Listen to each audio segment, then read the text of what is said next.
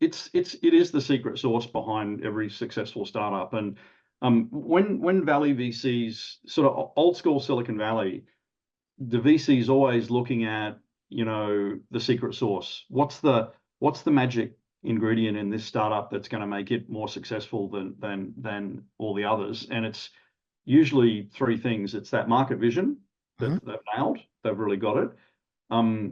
It's some kind of technology, something that other people don't have. That's always nice to have. It's not critical. Like, Uber didn't have magic technology, but they did have a very disruptive idea. But generally, the companies I do as a scientist, as a physicist, have some secret sauce. I like to see that. And then the personality, the humans, the team. Is this a team that's going to give up at the first sort of sign of trouble, or are they going to walk through fire to be successful? And if you see those three things, it's a pretty potent combination. And to tell you how Steve did it, so years ago I did a project for Steve, and he wanted so this didn't exist yet, right? The phone. He'd done the iPod, and he had this in secret development, but nobody knew about it. And he funded my little startup Lightbit to build a laser that could project three colors and make an image.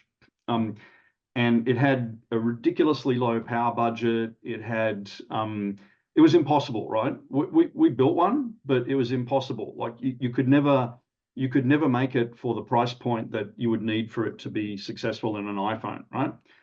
But the reason he built it is, in his market vision, computers were going to go away and everything would be virtual. And he imagined a future where you sat your iPhone on a desk and it beamed a keyboard and it beamed a screen, and it was as small as possible, and you had essentially a laptop in this. And it is brilliant, but just the economics couldn't work.